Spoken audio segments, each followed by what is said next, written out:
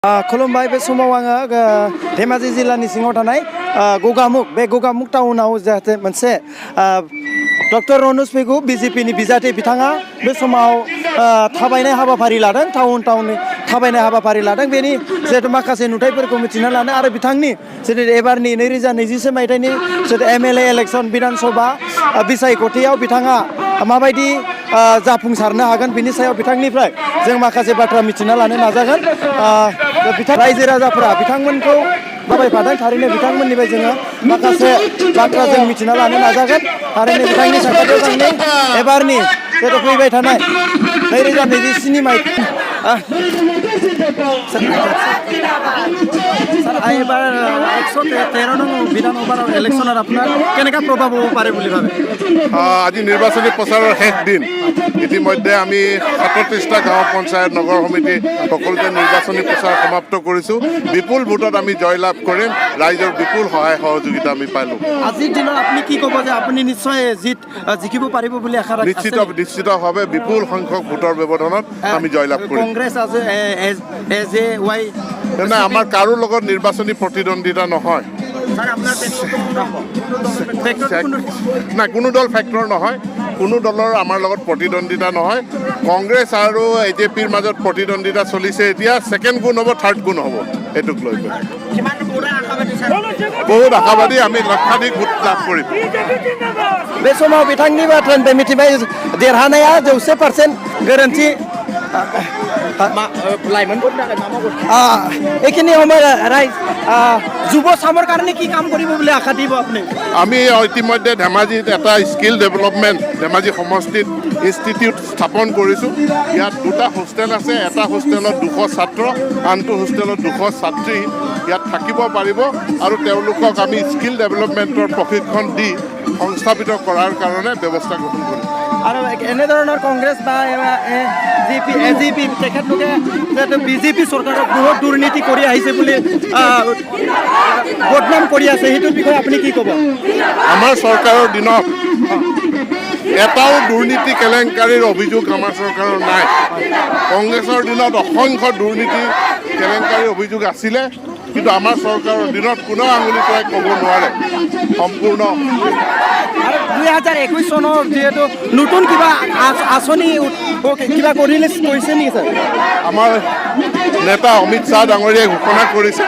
অহা 5টা বছৰত অসমক বানপানী মুক্ত অসম হিচাপে গঢ়ি তোলা হ'ব তো বানপানী গৰাখহনীয়া সমস্যাৰ ওপৰত ফ'কাছ কৰি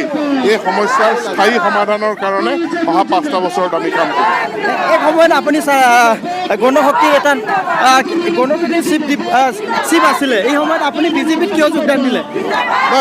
মই সৰ্বভাৰতীয় ৰাজনীতিৰ লগতে মই আহিব বিচাৰিছোঁ সমগ্ৰ অসমৰ কাৰণে কাম কৰা ভাৰতবৰ্ষৰ কাৰণে কাম কৰা ৰাষ্ট্ৰ নিৰ্মাণৰ কাৰণে কাম কৰাৰ কাৰণে মই ভাৰতীয় জনতা পাৰ্টীত যোগদান কৰিম মিচিং সমাজৰ 6 চিডিল কি বুলি কওঁ কেনেদৰে আগবাঢ়িব বুলি ভাবে আপুনি চৰকাৰে আলোচনা কৰিছে আলোচনাৰ জৰিয়তে ইয়াৰ এটা মীমাংসা উলিয়াব बे समाव बिथाङा फोरमायदों थारैनो बिथाङा जिहेतु बे देग्लायनि जितु 2024 मायथाइयाव बिथाङा रोखा मिथिना बुंदों आरो रोखा बुंथिदों बिथाङा देरहागोन बियो बिथांनि खुगानिफ्राय मिथिदों थारैनो 2024 मायथाइनि जितु बिजेपि सरकारनि धौआ गोबाङैनो आलादा जादों बे धेमाजि जिल्लानि गासै जोङो नैबे समाव बिथांनिफ्राय माखासे बाथ्रा मिथिना मोनबाय थारैनो जोङो गासै रायजो राजाफोरनि मदद एबा हेफाजाब होनायखौ नैबे भिडिअनि गेजेरजों जोङो दिन्थिफुंनो नागिरदों थारैनो बिथांमोना माबायदि हाबाफारि लादों बेखौ जों मिथिना नाजागोन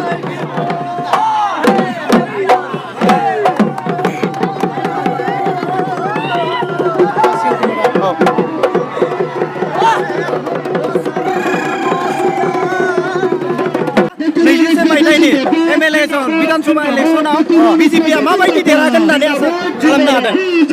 100% देरहागोन मानो होनबा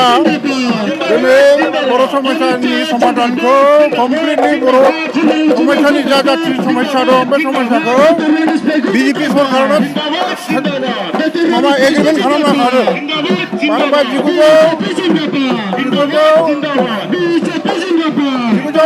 1903 मायथाइयाव बिटिसि एकर्ड जादोंमोन बे एकर्ड जानायावबो भारत हादराव सरकार सालायदोंमोन बे सालायनायाव बिजेपियानो जों एग्रिमेन्ट खालामबाय बेवहाय मानगोनां भाइस प्राइम मिनिस्टार एलके आडबानियानो जोंनि जा बिएलटिनि जा सुक्ति जादोंमोन बे सुक्तिखौ बिथांमोना कन्ट्रल खालामना होदों दिनै फैयै नैरोजा 20 मायथाइनि 27 जानुवारियाव जा बिटिआर मोनसे एकर्ड जाबाय बे बिटिआरखौबो अमित शाहनि नेतृत्वआव दिनै बर' समस्यानि जेसेबां समस्या दंमोन बे समस्याफोरखौ फ्राय सुफुंनाय जाजोबदों लोगोसे बाहेरायाव थानाय जा बर' कसारि अट'नमास काउन्सिल जा डिमान्ड खालामदोंमोन बिटिआरनि बाहेरायाव थानाय बर'फोरनि थाखाय दिनै जोबोद माने मोजां जादों आरो बे हिसाबै जोङो बिजेपिखौ जोङो जोंनि जा जिल्ला बिटिसिनि बाहेरायाव थानाय जा 23 जिल्ला बे जिल्लायाव जोङो 28 जन एमएलएखौ जों देरहानो हायो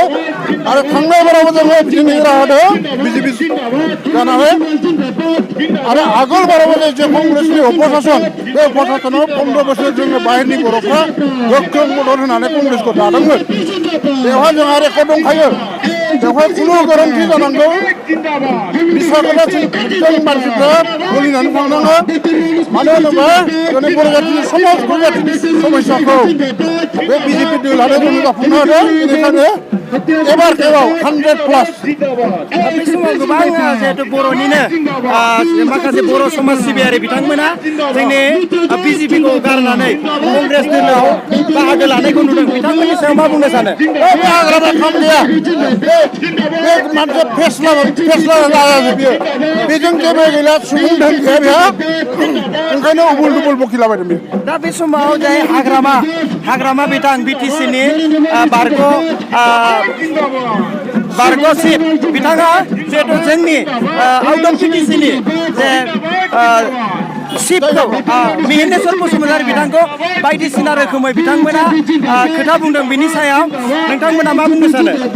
नङा मिनिस्टारखौ ओरैबायदि गाज्रि बाथ्रा बुंदों बिथां हाग्रामा महिलारिया बिपिएफनि मुरब्बिया लाजिनो रोङा बिसोर जोङो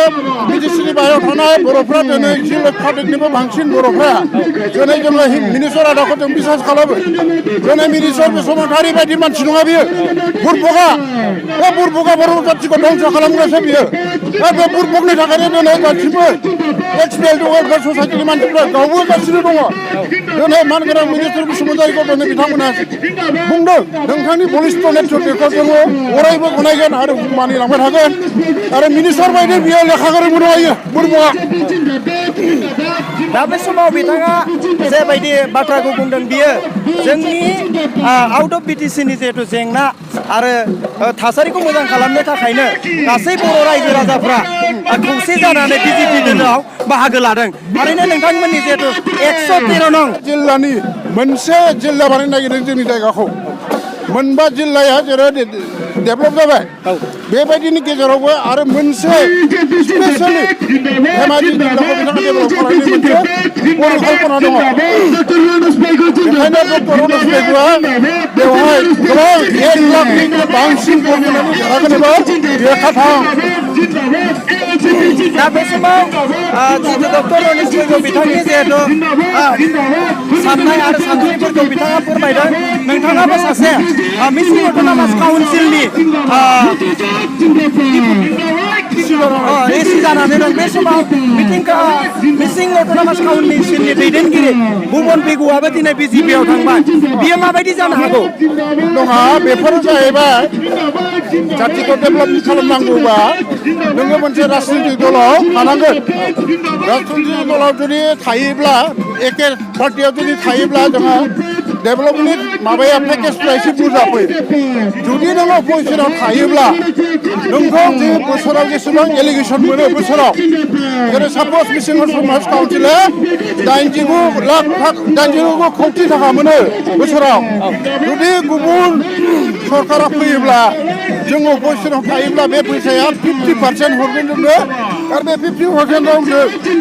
जोंहा जेबो डेभेलपमेन्ट खामानि मावनो हानाय नङा ओंखायनो जोङो मोनफ्रोमबो जा 9 जा काउन्सिलफोर दङ बे काउन्सिलफोरखौ जोङो रायज्लायखाजोबखाबाय आरो बिजेपियावनो भट होगोन होननानै सिद्धान्त लाखानाय दं आरो बे समाव जोंनि खौसेथि बर' सुबुं आफादनि दैदेननायाव आउट अफ बिटिसि 26 गं जिल्ला बे बर' रायजोफोरा गोबां बर' रायजोफोरा बे राजनितियाव बाहागो लायो दिनै नोंथांमोननि फोसावनायाव गासैबो बर' रायजो राजाफ्रा खौसे जागोन होननानै सानो नामा 100% जागोन मानो होनबा सानैसल' मानसिया गन्डगल खालामदों बे हाग्रामा महिलारिनि माखासे खिथु सुग्रा बे बिजेन्द्र ब्रह्म बिथाङा बेवहाय फैनानै माबा माबि बुद्धि साजायगासिनो दङ खिन्थु बे बुद्धिया जेबो जाया आरो थाखा फैसा होनानै बायनो नागिरदोंमोन खिन्थु दिनै बर' समाजा बर'नि जा समस्या बे समस्याखौ सुफुंनो थाखाय जोङो ज' जाखाबाय आरो बे अरायबो सैथो सोरबाया बुंनो जेबो जानाय नङा बर' रायजो राजाफ्रा दिनै 113 बिधानसभा समष्टिनि आन्दाराव गासिबो ज' जाजोबखाबाय आरो भट 27 तारिखखौल' नेनानै दं आरो बे समाव जिहेतु बिथांमोना